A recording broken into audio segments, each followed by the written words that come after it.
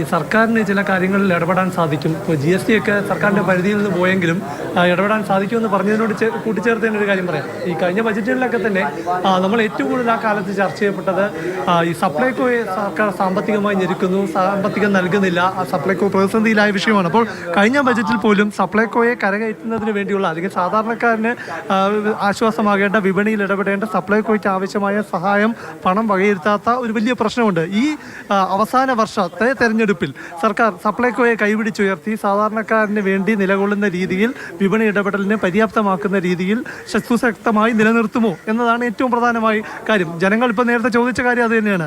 സർക്കാരിൻ്റെ ചില വിലക്കയറ്റം നേരിടുന്നതിലുള്ള ചില ഇടപെടലുകളെല്ലാം തന്നെ ഇക്കാര്യത്തിൽ ഈ രീതിയിൽ ബജറ്റിലൂടെ പ്രകടിപ്പിക്കാൻ സാധിക്കും. മറ്റൊന്ന്, നമ്മൾ ഈ ബജറ്റിൽ പ്രതീക്ഷിക്കുന്നത്, ഇപ്പോൾ ക്ഷേമ പെൻഷൻ്റെ കാര്യമെല്ലാം പറയുമ്പോഴും 2500 രൂപയാക്കി ക്ഷേമ പെൻഷൻ ഉയർത്തുമെന്ന LDFിൻ്റെ അന്നത്തെ പ്രഖ്യാപനം പോലെ തന്നെ ഒരു കാര്യം കൂടി അതിലുണ്ടായിരുന്നു. നേരത്തെ അഭിലാഷ് സൂചിപ്പിച്ച കാര്യം, ഈ വലിയ മഹാരാഷ്ട്രയൊക്കെ തെരഞ്ഞെടുപ്പിന് മുൻപ് അന്ന് ആ സർക്കാരുകൾ വലിയ പണം ഒഴുക്കിയ കാര്യം, അതായത് വലിയ വകയിരുത്തലുകൾ നടത്തിയ കാര്യം. ഇവിടെ ഇപ്പോൾ സർക്കാർ LDFിൻ്റെ ഒരു പ്രകടന പത്രികയിലെ വാഗ്ദാനം ഇപ്പോഴും പെൻഡിംഗ് ആണ്, ഈ 4ാം വർഷവും. അത് വീട്ടമ്മമാർക്ക് പെൻഷൻ എന്ന കാര്യമാണ്.